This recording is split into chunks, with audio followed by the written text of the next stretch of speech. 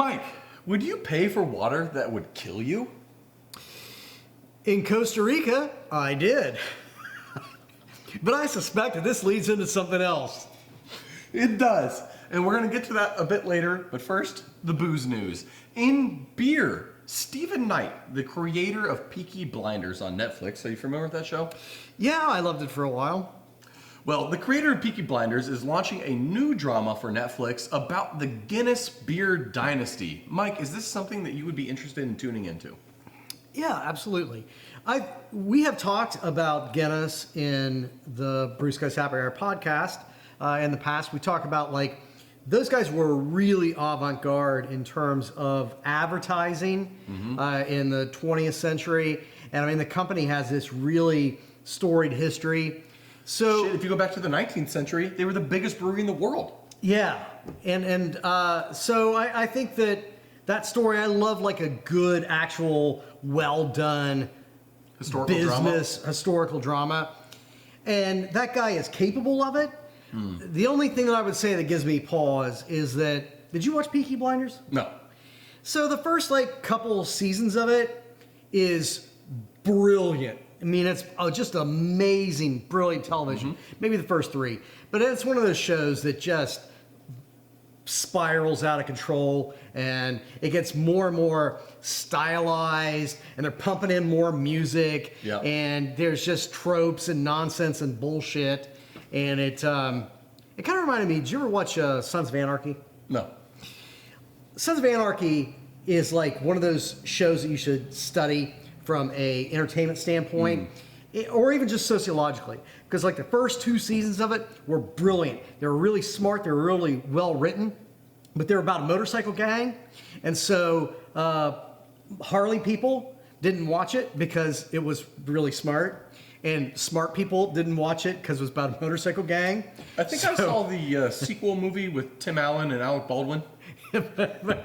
Yeah. They took it like, they shaved like 75% of the IQ points off of it, and it exploded. It did fantastic. There were like 10 more unwatchable seasons. Peaky Blinders sort of, it wasn't quite that bad, but man, it took a turn. So this was a long way of saying that the first two seasons is probably going to be good, and then it's going to go downhill. Yeah, like if it's a finite, I think more, because it's a true story, if you give that guy natural boundaries, like it has to begin with shit that actually happened and end with shit that actually happened, then it's probably going to be brilliant. Well, it doesn't have to end where they say it ends, depending on the success or not. But sure, he could take Guinness into the future, or you could start. Yeah, whatever. It doesn't matter. It's probably going to be good from the start. So that's our recommendation. Check it out when it comes out because it might be good. I'm not recommending it yet, but I'll watch it and I'll let you know. First endorsement coming from me to you. Let's go.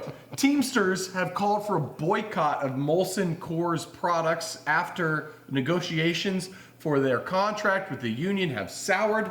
Molson Coors has only offered up $1 an hour raise as part of meeting labor negotiations. Mike, is $1 an hour worth a boycott to you? Yeah.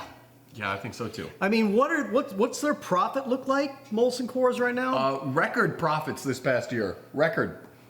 Things they didn't expect to happen for 5 years, they got in 1 year. And $1 an hour isn't even basic inflation. No. Fuck you, Molson Coors. If you're drinking it, stop. In wine news, are you familiar with Costco? I've heard of them. Have you heard of their private label brand, Kirkland? I have not, because I don't shop at Costco. Well, for those of you who don't shop at Costco, Kirkland is their private label brand. They put out all sorts of products under the Kirkland brand name. Specifically, we're going to talk about wine in this case. What they do is they go to these wine manufacturers, wine producers, and they say, hey, make me a Kirkland brand. I'm going to pay you pennies. I'm going to charge pennies, but we're going to sell so fucking much of it that we're both going to make money.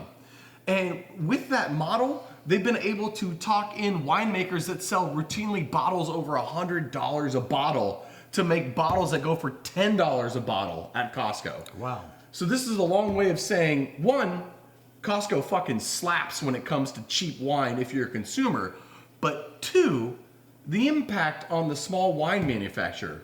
Is it bad? Well, it's going to be terrible.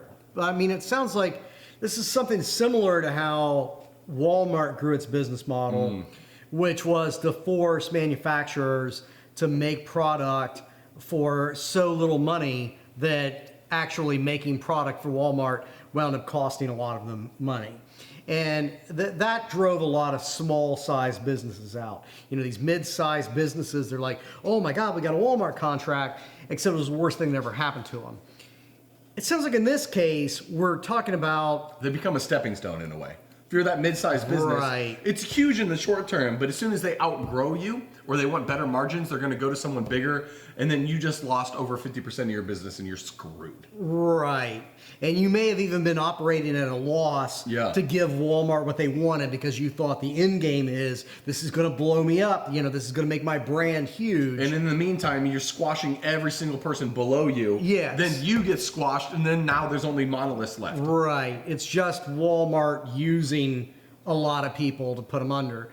But this sounds like a different scenario. This is Costco using a really rich company to make bottles of quality liquid at a really discounted rate. Now, they're probably still making money at that, but... Yes, just thin margins. What does it mean to all of the mom and pop wineries, and those do exist? I mean, we're seeing more and more small scale vineyards across the United States. And in the greater Cincinnati, Over 10,000. Ohio, Kentucky region, actually some of them are starting to become pretty solidly decent wineries. Not spectacular yet, but they were a joke 10 or 15 years ago. They're starting to make some decent wines. But it's not cheap to do it. So if you can get a really good wine for $10 at Costco, what's that doing for the winery that is producing locally and employing locally and trying to make a good product? It just made it more difficult for them. So, long story short, if you're a consumer, this is pretty bang on. Yeah. But if you value America and small businesses, maybe consider balancing your purchases of Kirkland brand with your balances of local. And I think we can come to a good middle ground. Yeah. I mean, I'm not telling you I wouldn't try a couple bottles of this Kirkland brand, but... Mike, we all know that you're a hobnobber and you're rich and you hang out with all the socialites. Absolutely. Everybody knows that except for me. Could you please peel back the curtains on what the fuck is going on in Hollywood and why all these rich people you hang out with all the time are starting liquor brands? Well, Woody Harrelson and I were getting high the other day and had this very same conversation. So if you're not familiar, the Oscars just happened a couple weeks ago. And at the Oscars, there was something that we were looking at as beverage alcohol professionals. One, the fact that they were pimping tequila as a joke throughout the whole thing, which I don't know if you caught that or not. If you weren't paying attention or you didn't watch, Jimmy Kimmel basically had a joke with his, I don't know what he calls this guy, his sidekick that hangs with him on the show all the time. Doesn't matter. They had a whole like tequila joke and everyone was drinking and stuff. But that's based on the fact that George Clooney sold his tequila brand for $1 billion. Ryan Reynolds sold his gin brand for $615 million. Conor McGregor, the UFC fighter, sold his Irish whiskey brand for $600 million. And then on top of that, people in the attendance at the show like Robert De Niro, Issa Rae, Dwayne The Rock Johnson, Matthew McConaughey, Eva Longoria, and Kendall Jenner all have their own liquor brands, to name a few.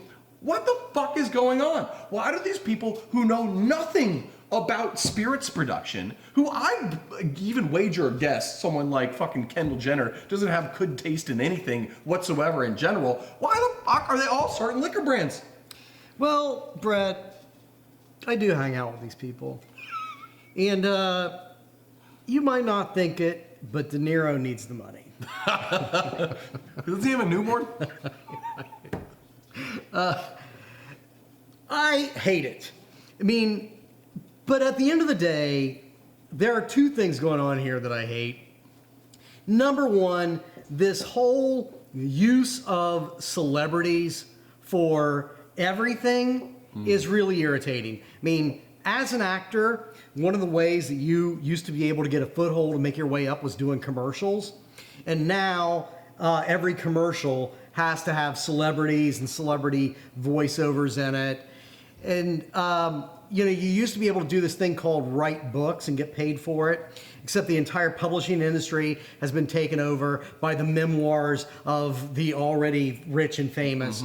So this whole, the fact that this handful of famous rich people have to keep cannibalizing absolutely everything is maddening to me. But secondarily, who are you as a consumer to be so goddamn dumb that you're going to buy a tequila or a gin or whatever it is because some celebrity that doesn't know the first fucking thing about making a spirit has slapped their name on it just because they got a check? The George Clooney thing, I will defend this amount. He kind of started all of it. He did start the trend. He made $1 billion, and then everyone else was like, let me get my dick in that pie because I fucking want it. And he did start it, I think, as the idea. It wasn't like a tequila company came to him and said, let us slap this brand. To my understanding, George Clooney was, hanging out, getting drunk as fuck in Mexico for a while. And he's like, my God, this is the best tequila ever. I want to It's the Cabo Wabo thing with the fucking guy. Sammy Hagar. Yeah. Getting wasted in fucking Cabo all the time. Right. Just like, God damn, tequila's great. I'm sticking my name on this shit. Yeah. There was a beer in Costa Rica called Pilsen. There was this actually really good crushable Pilsner. So, I'm going to do a similar thing with that, obviously, here in the United States. I'm going to distribute it under my So it's a twofold issue, really. It's that these other celebrities see $1 billion and they want in on the action. Yeah. But it's also liquor brands are like, shit, if we get a celebrity to sign on for equity, we can sell his shit for a lot of money. Yeah, we have a very mediocre product. It's not going to stand out on its own, so let's slap somebody's name on it. Which is going to tie in well to our theme of the main episode here today about the power of marketing and that horse shit.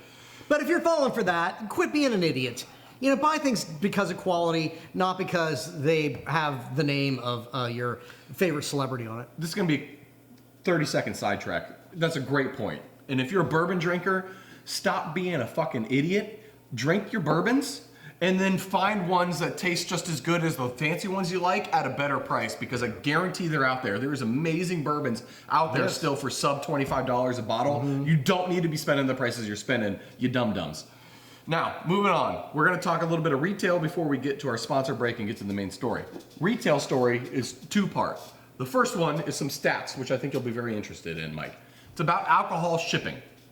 There was a study done recently by a regulatory body to determine how effective is alcohol shipping to your door at following the law. And what they found is this. 96% of all e-commerce platforms accepted payments from people that were 15 years old. Yeah! 43% of all alcohol shipments to your door did not ask for an adult signature, which is required by law for all alcohol shipments. Where were you, Internet, when I was a kid? 26% of all alcohol shipments just got dropped at your door, not even handed to someone. Well, that shit's gonna get stolen by the neighbors and or me if I live next to you. And 0 shipments out of the over 400 they did asked to see an ID. 0! There's essentially nothing new in this. No. I mean, I was a low-grade criminal. I always had some little kind of con going on throughout my youth. So I got a P.O. box so that I could get a penthouse subscription. Jesus Christ, of course you fucking 12. Did. God damn it. But, this is taken to another level. The internet changes everything. But, I don't know. I mean, the wine industry has always benefited a lot from wine shipment, craft beer to some extent. I don't want to You say wine industry too. Small wineries is what you mean. Wineries. You go on a vacation to wine country. Yeah. You fall in love with a winery and you're like, shit, I can get this delivered to my door anytime I want. You sign up for the club. Boom. Yeah. Huge benefit for small manufacturers. And you usually fall in love with it because you're drunk and it's beautiful and it's the whole Guinness tastes better in whatever thing when it's the same everywhere. Right. But I would hate to see that go away for those businesses. I don't think that shipping alcohol is problematic, but if anything, those stats stats on aren't the shippers. When UPS is the problem here, not necessarily the alcohol manufacturers. But Congress, being old as hell with their infinite wisdom of being 600,000 years old on a collective age, they're just going to ban what they think is the problem, which is technology. So I don't know. If you're a small wine manufacturer, start getting together and fighting this shit, because I think bad things are going to come. Now, on to the main story. In the on-premise world, things been bad since the pandemic. I think we've talked about this a couple times on this show, and we've talked about why it is that way on all sorts of Blue Skies related content. What's happening now is on the federal level, there's something called the Cheers Act. I don't remember what it stands for, but they love their dumbass acronyms.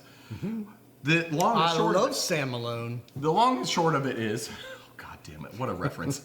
Anyone under the age of 50 out there, he's talking about the show Cheers, which had a guy called Sam Malone. I don't know. Everybody knows what Cheers is. It's in Boston or something. It's some show. It doesn't matter. You'll never see it. It's terrible. So, what the fuck are you talking about? It is one of the best shows of all time, isn't it? I'm talking about the reference is terrible. We're sidetracked here. The long and short of it is that the government is basically working on a federal tax credit to allow any on-premise seller of draft beer a tax credit if they install new draft lines. That's the end of it. They're not helping out anyone with existing draft lines. Just a tax credit to install new draft lines. So why, in theory, great. I love that they're putting attention on wanting to help out on-premise accounts. No, they're not. But yes. So tell us why this is bad. Tell us the root problem here. Well, if you have an existing bar that has an existing problem with draft sales, adding new tap lines isn't going to fix it. It's going to exacerbate your problem. So the only thing that you're going to do by giving a tax credit that is targeted just to people adding new draft lines is that money is going to go to new businesses, and for it to be useful, it's going to go to big new businesses, probably chains or mega bars, as just free money to the rich as part of their build-out cost for new businesses. And that are starting out with massive capitalization. And as evidence of this, the NRA, the National Restaurant Association, not the other one with the guns, they're sponsoring this bill. And they specifically have mentioned multiple times Las Vegas and the power of Las Vegas and the build out of Las Vegas. So you know all the mom and pops that exist in Las Vegas, none, are not behind this. It's literally for capitalists to line the pockets of capitalists. Yes. They're already doing these build outs. They just want more money, and they're using the plight of the rest of America who's barely scraping by to line their pockets. Okay, well, repeated references to Vegas make perfect sense then. It's just another tax giveaway for the rich, by the rich. Yep, that's exactly what it is. Fantastic. Well, you know what is fantastic, Mike? Anytime I have a beer made with Malt Europe malt. Now, I know it's made with Malt Europe malt when I taste it, and I think, fuck, that's a good goddamn beer. And then you look into it, and chances are it's Malt Europe malt. So if you're a brewer, a distiller, or someone who just uses grain to ferment, or maybe you just like eating barley in your fucking morning cereal instead of buying, oats. You can't eat it like cereal. You can, it's really tasty. Malt Europe, it's the key to good Home beer. brewers also as well. It's what we use here at Urban Artifacts, the only grain we use. It's fantastic, love it. Now, cheers to you, Malt Europe. Cheers, Malt Europe. On to our main story. Mike, this is... Brett. We're going to talk non-alcs for a minute, and specifically water. Now, when you think of fancy water, what do you think of? Perrier. Perrier? Maybe Fiji? Right? Oh, that's some fancy shit. Comes right from Fiji. And now, there's a beautiful woman in a bikini, like a really scantily clad. I think it goes... She gets it just from a waterfall. Every single bottle, that's how she fills it up. I think it goes down the crack of her neck, down her back, and into a bottle. That's right. That's a little saltiness. Now, if you want to talk about water that's gone through actual shit and is terrible, usually we're talking about Dasani, right? Right. Now, we have two clear looks, but they're pretty similar. We have high-end fucking water. We have low-end water. Could you guess the price difference between these two? Well, I promise this is going somewhere. We're getting there, people. This is, I'm going to say $1.79. This is maybe $2.15. It's really goddamn close. Yeah. $1.89, $1.99. Now, this is how much water looks, right? It's all in plastic bottles. It's all got some level of different blues and whites and bullshit. Enter liquid fucking death. Now, first of all, the name's ridiculous, but the price point is absurd. $1.89, $1.99, $2.79. Good Jesus! Now, why on earth, Mike, could something named liquid death, which sounds like you're paying for something that's going to kill you, go from this to this and have the success it has? This company, as of this week, is valued at $1.4 billion. How? And this ran down the back of a beautiful Polynesian woman? What in the hell is going on with liquid death? Why is everyone talking about it? Why is it popular? And what makes it so special? Is it actually good liquids? It's water. This is absolutely a bubble waiting to burst. I mean, I think that what these guys did, I don't know a lot about the company. What I do know is brilliant. I mean, from a marketing standpoint, it is absolute brilliance. Look at this. It fucks the shit out of that stuff, doesn't it? Absolutely. The branding is cool as hell. I remember the first time that I ever saw one of these, a neighbor of mine was drinking it, and this neighbor doesn't drink alcohol. And I saw him drinking this thing that definitely looked like not only booze, but booze that maybe would scare me, How much alcohol is in that? I'm not going to drink that. And so, it has this panache to it. Their taglines are brilliant. Their marketing is brilliant. But it's kind of an inside joke. It is an inside joke. And I don't know. There is a point to which, and there have been other products like this over time. Craft beer as a whole was this way when it started. Stone Brewing Company took it to the next level with the whole arrogant bastard thing. You're not worthy to drink this awesome liquid. Right. And then Brewdog took it to a whole another level. We're fucking punk as hell. And you know what happened to all three of those things? They hit a point where people were like, we get it. You're a big company. You're not arrogant this way anymore. It's not cheeky and cute. You're not fucking punk. You are the largest goddamn brewery in Europe. Yeah. It's not punk anymore. You are the opposite of punk. Yeah. Everybody at the party knows I'm drinking water.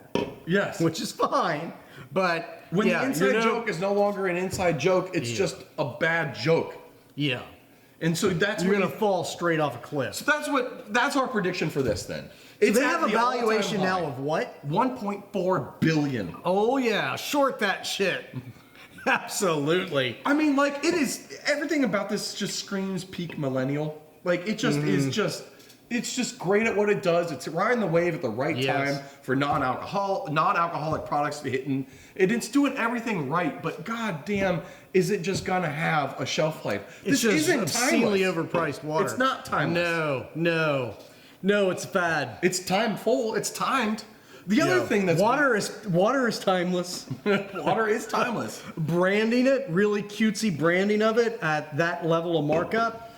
And taking a public utility and making a shitload of money off of it, what used to be free and widely accepted as something that you just never paid for, is also horseshit, but that's not their fault. That's more Dasani's fault. What also kills me is the plastic, death to plastic thing. That's their whole thing, right? This is infinitely recyclable. This is better than a plastic can or a plastic bottle. I'm here to say, I don't think it is. Less trash in the world. I'll give you that. But if you're looking at it from a health standpoint and like microplastics and what's inside of me, whenever you drink out of a can, you're actually drinking out of a plastic bottle wrapped with an aluminum shell. All aluminum is a plastic interior. You are drinking out of plastic. So if your worry is microplastics, this is not better than that Dasani bottle. There's no difference from a health standpoint. Because that became like, that started like Keystone Light.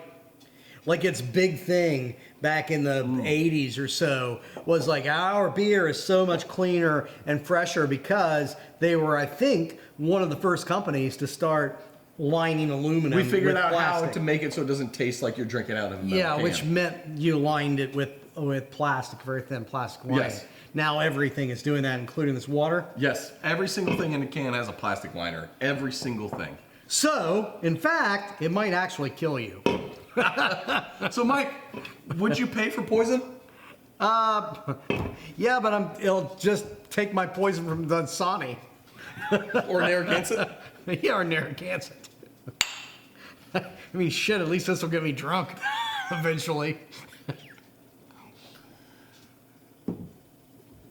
All right, well, death, liquid death. That's the news. We love you guys. Have a great week. Cheers.